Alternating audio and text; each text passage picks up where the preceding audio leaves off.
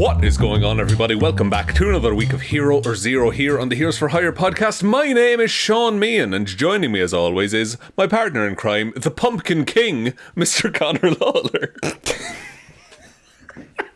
Sorry. Why was it that? Can I just be clear? We've had a conversation before this episode started, and pumpkins never came up. We never discussed it in any way. And now, can I ask maybe just some sort of reasoning? You know, like if someone's like really short, you go, here lanky. What? Of course. Yeah. It's. I'll be honest. First words that came to my head. It happened to be maybe slightly tied to the report we're doing today, Conor. Okay, imagine if you were doing like Dr. Doom. Old fucking Pumpkinhead himself is here. Meanwhile, there's characters with a Pumpkinhead. Have we already done Pumpkinhead, man? We've done Jack-O-Lantern, yeah. We did him for Paddy's Day 2 years ago, I think. We did indeed. So, look, Sean, if this is somebody's first episode, you don't have to do anything. You can just chill out. If it's your second or above, we'd really appreciate 5 stars, a like, a follow, a share. Whatever way you could support the show, that would really help us out. This is Hero or Zero. This is the show where we choose one comic book character every single week. We talk their good points and their bad points, so we generally just give you a bit of a rundown of everything to do with that character. Now, I normally choose DC characters, and Sean normally talks Marvel characters, so it is Sean's week. Now, the last few weeks, obviously, for the DC side have been really good. Like, people have been saying, wow, I heard. Amazing. It's not right? what we've been saying in my house. It's... You were starting a different propaganda. Just to my fiancé, no one else. I don't think he's all that. This guy thinks he's the fucking main host of the show. Just when he does all the work and puts in all the effort. But, Sean, it is your week. Now, first and foremost, I want to give everyone a big shout out. The Patreon, at the minute, absolutely hopping off it. New members every day. Boys. And I don't know what it is, because we're laughing about it because I have obviously a child now, so promotion wise hasn't been as frequent in terms of the socials, and I refuse to pick up any slack, so he's not going to do anything. So I want to give everyone a shout. Thank you so much for all the support over there. It means it is completely ad free here, and you do get all that extra bonus content which new people are kind of discovering at this point, that there's all those extra movie reviews over there. You can just get access to them straight away. So yeah, I just wanted to give a quick shout. I have nothing other than, lads, that's class. That's fucking sound out, lads. Appreciate it. The also last month's movie review was Blade 2, which we'll say again rips, but there's no science. Have you seen, by the way, just a completely off note, that this kind of relates to the Patreon loosely, but we reviewed The Fall Guy there last year, Sean, because it's the best movie of all time, and The Fall Guy has come out on Netflix in Ireland. My God. Well, I know what Conor's doing for the length of time that's on Netflix. I checked, right, and it was in number 3 in movies, and I was like, too low. You hadn't watched it yet, clearly. Otherwise it would be fine. And I was like 300 of the views, but like I think number 3 was too low, to be honest. Well, look, I have The Fall Guy on Blu-ray, as you well know, the extended edition. Yeah. Won't be watching any of that Netflix shite anyway, Conor. But please go on. I mentioned Blade 2 came out on the Patreon. Kind of semi-ties into this because it's in kind of the same world in Marvel Comics. Now, this was a request from long-time supporter of the show, Waffles. And Waffles figured out the code for Hero or Zero, by the way, because Waffles realised if you message me on a Thursday afternoon and saying this is a good idea for Hero or Zero... If you comment on the previous week's Hero or Zero at Thursday, the week after... then we see that. That's when we're checking stuff. That's when we're scrambling. That's where, like, fuck, it's tomorrow again. No, it's my week. Yeah. There is peek behind the curtain. Myself and Conor occasionally send each other a message being like, oh fuck, is it your week? Because I'm like, do I have a week off? Yeah, no, like, do never. I have to do work or not? But I am talking today, Connor, about Elsa Bloodstone. Who you might know, she shows up in Werewolf by Night, the Marvel Presents production. I mean, I think we reviewed that on the Patreon, weirdly. We did review Werewolf by Night. I think it's great. I think it's very good. Now, it was, 2.5 years ago now, so I'm probably a bit vague in terms of memories of the actual movie itself, but it's my brand of...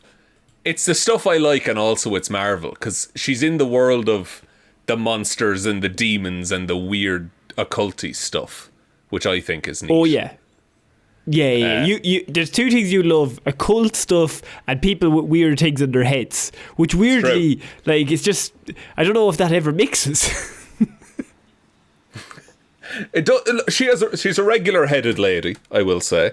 I think that's what we should start every report with, just a head update. quick head count. One. Arm count with Speedy, still one. So she first appeared in Bloodstone #1 in October of 2001, created by Dan Abnett and Michael Lopez. So Elsa Bloodstone was born to Elise Bloodstone and the immortal monster hunter Ulysses Bloodstone, who's popped up in a couple of reports. All you need to know about him is he was a caveman who got a space gem embedded in his chest, and he lived forever and hunted monsters. That's what he's about. We're just bypassing that. We're bypassing all of that. He's less interesting than his daughter. Okay, hang on. So he's a caveman gets... I don't want to derail the report, but there's a caveman who gets... We're a sentence in. An alien jewel put inside him, and then he becomes a demon hunter. Yeah, now the thing is like, originally it was just he was a man with a jewel, and then they had to, of course, develop the backstory of the jewel. But back in the caveman days, the jewels were actually not that impressive, because, like, it's not worth anything. Well, it was embedded in his chest, so it was worth commenting on, I would say. He, like, showed up to work. He's like, huh? Notice anything different about me, John? Actually, quite relevant is that he had the gem in his chest. All of his tribe were killed by invaders and such. And so the reason he gets so much power from the gem is because it's fueled by a desire for revenge. Oh, that's edgy. That's pretty edgy now, to be fair. Edgy as fuck. Every Bloodstone is the edgiest motherfucker that's ever walked the earth. Okay, and so is his daughter along the same level of age? Along the same level of age, but way cooler and way more, like, socially developed, I would say. Okay. So she was born in Boston, Massachusetts, but she was raised in England and considers Europe to be her home. She voted Remain, clearly. Brexit means Brexit. So Ulysses, her father, was a strict parent, to say the least. As a rite of passage, he had his daughter fight the Blight Beast when she was only a baby. And that's a monster that if it punches you, you get sick. It's just sick. Just, like, quite badly sick, but sick. We're not like Rock On My Dude sick. No. We're like, not, you don't become Tony Hawk. Fucking. So, no, he would just, like, put her up against horrible threats to strengthen her. Kind of like a 300 Spartan situation. He tried to remove her weakness as a child by throwing her to a horde of great white sharks off the coast of South Africa. Sorry, is her weakness being eaten by sharks? I'll be honest. Myself and Elsa Bloodstone, quite similar. That's my weakness as well. I would say her weakness is being edible. That's her weakness. Flesh and blood. I don't know if you can get rid of that. I think she just has that. I think that's just how you really quickly teach someone how to swim, is that. Oh, yeah. There's sharks in the water. Off you go. So, for her first kill, her father made her fight a Clip-Off, which is another type of monster / demon. It's not important. Great. Also, interesting, it's Clip-Off. the first letter's a Q in that. Did you have to put that into Google to figure out how it sounded? Yep. Respect. It's a Q without a U after it. I don't know what to fucking do I would with have that. 100% just read that and just went, it starts with a Q. Sean, read that. Quillipot. So he made her fight a clip-off, but she took 10 seconds too long and got its blood all over her head. Her mother wanted to shave Elsa's head to remove it, but Ulysses ordered Elsa to let it remain there and infect her scalp as a sign of inadequacy. Just very much just like an unimpressive father figure. That it's tough. It's a tough school. Yeah, but also like he's unreasonably a prick. Like he could actively teach her how to do. Have you seen that diamond in his chest? I mean, he knows what good is. Yeah, it's more of a ruby, but I like where your head's at. Like you think that's good? Look at my fucking ruby. So Elsa let the blood remain on her head and get infected, and she got quite sick and sore. Her mother was not happy about this and complained. And Ulysses decided it was best to remove her from the equation. Which he accomplished by claiming that she was insane and had to be taken to a medical institution. Women. that's like he like points at her. The lads come around like the fucking ball and chain. She's fucking yapping again. Won't even let me infect the child. Fuck's sake. Won't let me abuse my own child. What are we doing? Hell. All I did was put her in a fight with a bunch of sharks. So, and also as far as I can see, her mother being medically institutionalized never resolved. Well, it's just kind of a way to get rid of her. Just write her out. What? She's a woman in comics, after all. In my head, by the way, when you were like, she wasn't happy with this, she's just a regular woman going to like work in like a school or like in a bank or something, and she comes home and her husband's like, leave the fucking blood on her head, let her get infected. She's like, dude, like, what are we doing? You can't do that. You just can't do that. Like I'm not even being like overprotective here of my child, but that's just wrong. So finally, after tens of thousands of years, Ulysses' age finally began to catch up with him, and he begged Elsa to end his life, but she refused. He wanted to go out being killed, not dying of old age, was his thing. Elsa refused. He did die of old age, and Elsa settled in her former family estate, Bloodstone Manor, in Boston, Massachusetts. And she decided to start a monster hunting career as well. And she takes the bloodstone that was in her father's chest and makes a bloodstone choker out of it. Ooh, that's kind of cool, to be fair. It's pretty cool. It's pretty fucking rad. Elsa Bloodstone is rad, just for what it's worth. Yeah. She then travelled, and this is why I told you we probably have a hard out on this episode, because Elsa travelled to Monster Metropolis. So... You've preempted my question there. You're familiar with New York City, Connor. I have heard of it, yes. Imagine below that is the Mole Man's underground tunnels, as we well know. And I suppose it'd be ridiculous to have another layer. Further down, beneath New York City. And is there also like several more layers of different villains and their layers? If the story requires it, then yes. The real estate down there is fucking crazy. Look, you can't expand outwards, you know, so you have to go down. Of course. And, sorry, I just really quickly want to clear up. You have told us before, here that there's a Monster Island. Yes. In Marvel Comics. Yes. It's where all the... I'm proud of you for remembering that as well. It's where all the dinosaurs are. And no, you're getting it confused. That's a different So sorry, my apologies. There's a Monster Island where all of the monsters are locked up. Yeah.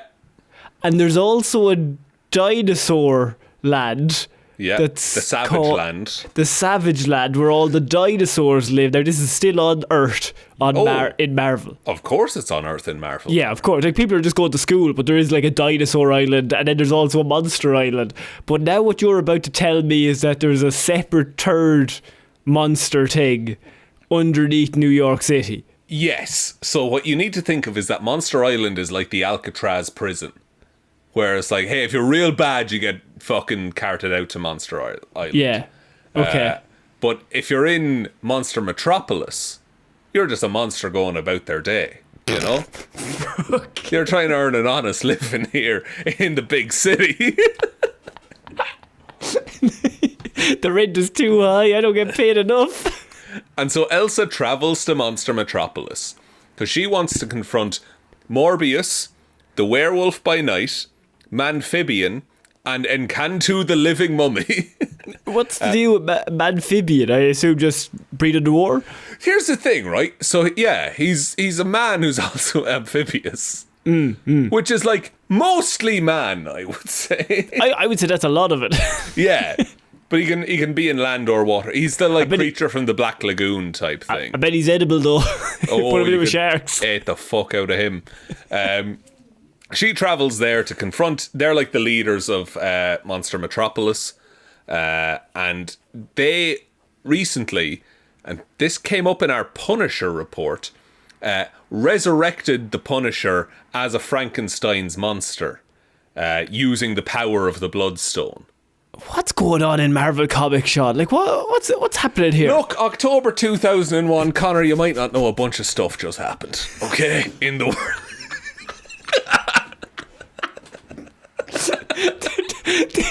The lads were stressed.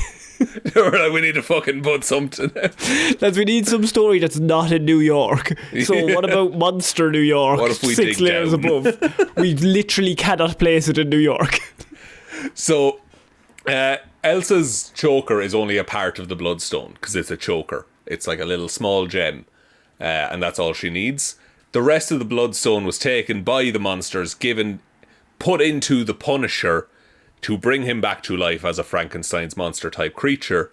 Elsa's like, hey, that's fucked up because of the way that the stone gives powers is that it amplifies its wielder's thirst for revenge. Oh no. And you gave it to Frank Castle, the Punisher. But the good thing about Frank Castle, he doesn't really deal in revenge. No, he's very chill man, He's kind of a chill guy, and his whole being isn't kind of just about avenging anybody. It's just about living his life. He's trying to do his best, and he's very similar to Peter Parker Spider-Man in that way when you think about it. They're kind of both heroes, and they should both be in Brand New Day forever, and what, you know.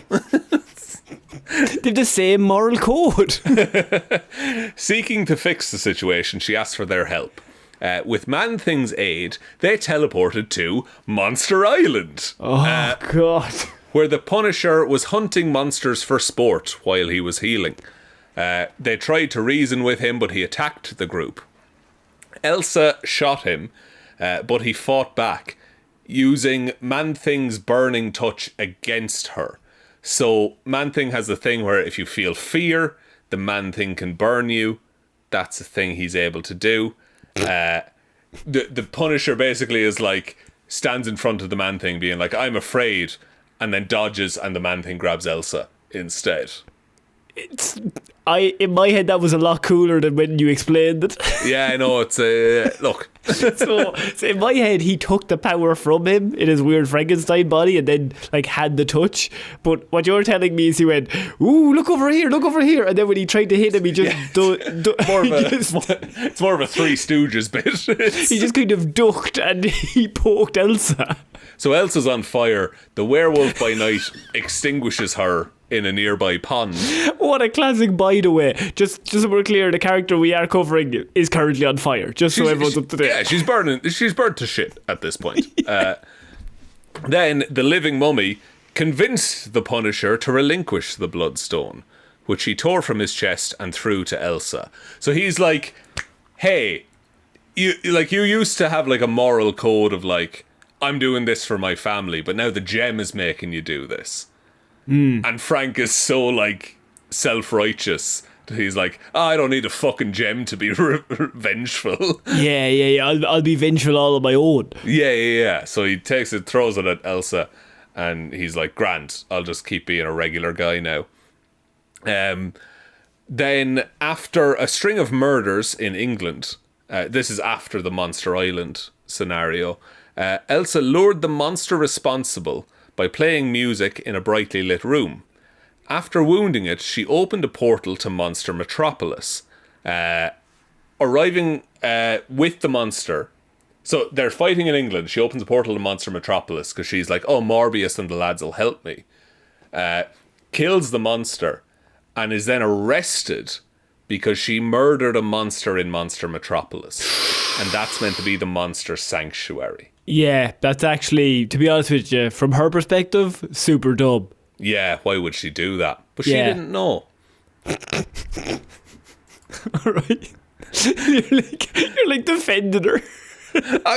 I'm like the editor trying to justify a comic book storyline. Yeah. So like really she's just like, she could have just brought Morbius there, but he's a lazy bastard, to be fair. Would you trust Morbius? I wouldn't bring Morbius anywhere. You don't want to bring him on a holiday. Imagine bringing Morbius on a 10-day holiday. Not a 7-day. A 10-day holiday. Morbius is, by the way, the leader of Monster Metropolis. Oh, God. Because he's actually well written in the comics. Nah, fuck off. He's Jared. So that was... the reason that Elsa ended up killing that monster was he had lost control and he was, endangering humans and stuff like that. As they're in Monster Metropolis, more monsters start losing control. And Morbius discovered they were infected with a mystic virus that turned them all into kind of rageful killers. They then realised that Elsa had acted out of necessity and released her from prison in Monster Metropolis. And asked her for help in investigating what's going on. It is kind of becoming more like 28 days later at this point. It is a little bit, which I'm not mad about. Exactly. Elsa, Werewolf, Mamphibian and the Living Mummy tracked down several infected monsters, and Morbius then sent Elsa to consult with other occult contacts. With Werewolf, she met Satanish and Helleyes in Hell. Satanish is just... imagine the devil. That's him. Helleyes is a man made of eyes. They're both demons. And they both live in... made of ice. Made of eyes. He's a body made of eyes. I mean, he's got to be squelchy, right? Oh, he's squelchy as fuck. Oh, he's the squelchiest man. So she's talking to these demons, she unintentionally sells her soul for information on the Angel Grove Massacre of 1973, Connor. You remember the Angel Grove Massacre of 1973. I don't remember that episode of Power Rangers, but yeah, I'm assuming it was there. Well, it was a massacre in Angel Grove in 1973. Okay. And only two creatures survived it. Number one being Dracula, and number two being Morbius. I hate Morbius. I hate how you're coloured to hate Morbius. Just because if I think of Morbius, my brain automatically thinks of Jared Leto. Which isn't fair. It's not fair on him, but that's just the way it is. And I can't change that. That's just how my brain works. And I'm just like, oh, fucking Morbius is here. Ruin the crack. So, as they're trying to leave hell, demons try and claim Elsa's soul, but Werewolf saved her. They escape, although... Werewolf, who, by the way, I just need to remind everyone, Werewolf's name is Jack Russell, which is just one of the best names in comics ever. Just a regular name. Regular name, and also a dog. Was badly injured in the escape. Elsa returned the injured werewolf to Monster Metropolis, then confronted Morbius about what happened about the Angel Grove Massacre. Morbius dodges the questions, and so Elsa goes to Castle Dracula. Because also Dracula's real in Marvel Comics, guys. Look, at this point, there's a buy-in here that we're all just with you, right? Dracula's here now as well. I'm telling a story around a campfire at this point. No, at this point, every so often I look over to somebody else and I do the eyebrows up like, here he goes again. What the fuck is he talking about? So she starts chatting with Dracula, and Dracula revealed that a witch had orchestrated the massacre at Angel Grove and created the virus that drove monsters insane. On their return to Monster Metropolis, Morbius realised that he was the one who had spread the infection. I fucking knew it. as the virus had been dormant in his blood, and he had once recently cleaned a wound in the water supply of Monster Metropolis. I could have told you that 10 minutes ago that Morbius was at fault here. I didn't know how, and I didn't know where. But as a detective, you can't say, hey, it's this guy I just fucking know. I have a vibe. Is that not every detective show you ever see? They're like, you can't do that. That's not you're out of order. And they're like, I got a fucking vibe about that guy though. A detective would say it's a hunch. Is what I would say. No, I'd say vibe. I'm kind of a cool, hip detective. For you see, Sergeant, I'm catching a flow here, okay?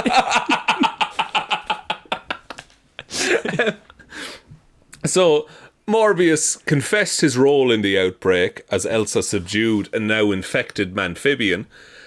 When Werewolf recovered, Morbius revealed his intent was to destroy Monster Metropolis in order to prevent a further spread of the virus. Right. Okay, However, so now he's going to destroy the entire place. Yeah. But, like, for a good reason. He doesn't want it to spread to all of the surface monsters that are out there. Right, okay. This is Last of Us episode 2 when Yuan says Bob. Is that season 2 or season 1? I don't. Season 1, episode 2. Season 1, episode 2. Oh, yes, exactly the same. About 4 minutes in. It's a good one. Have you recently watched it? No, I just have that in my brain. So, fuck's sake. Morbius, however, realised that the virus responded to his subconscious fears. So his fear is that, like, Monster Metropolis is going to get overrun, and so that's going to happen. And so he used his mind to suppress the virus, ending the entire crisis immediately. So hang on. You're telling me all about this character Elsa, right? All great stuff. But the entire problem of all of the zombie monsters being solved by the fact that Morbius just thinks about it a little bit more and then says, no, I'm going to stop thinking about that now, and so it'll just stop. I don't think it's like he's like repressing the negative thoughts, but he realises he can control it. So he just says, no more. Here, calm down.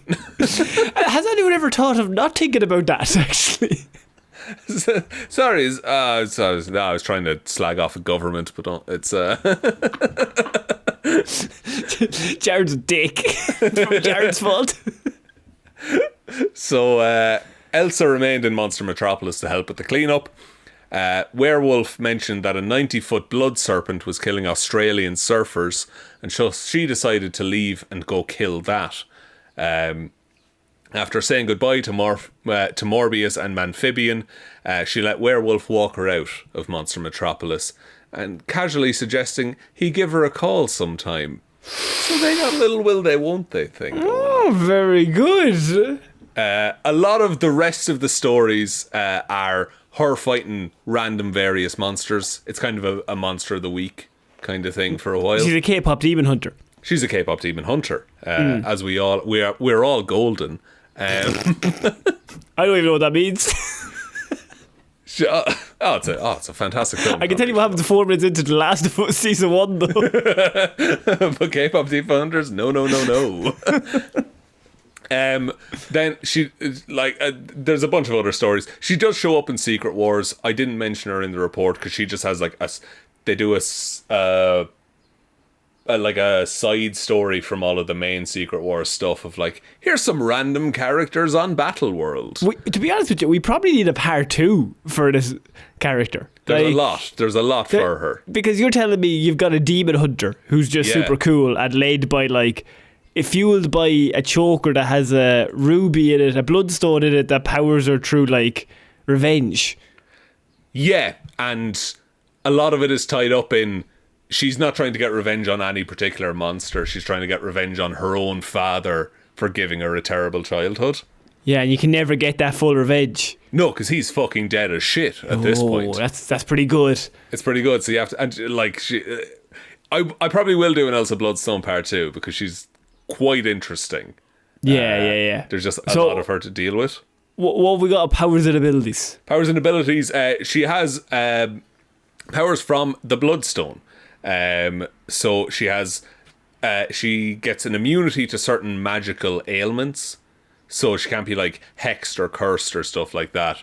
She also gets immunity to vampire bites, and the Bloodstone gives her the usual stuff that you need to contend with in Marvel Comics. So, superhuman strength, stamina, durability, agility. She has a bit of a healing factor, and she can discharge energy blasts from the gem in her neck. It's kind of like God of War or The Witcher or something, that she just goes around demon hunting. It's very Witcher. It is very Witcher. It's like, and it's this, not like an order she's in, but it's like it's this calling of like, I'm gonna hunt evil monsters. You got to give her a big sword, really. Yes. She is a proficient martial artist. She was able to defeat Deadpool and Elektra simultaneously. Holy shit. Yeah, no, she's fucked up. It's She is proficient in the use of weapons, very good with firearms, and is an expert marksman. She can throw projectiles with great skill and accuracy.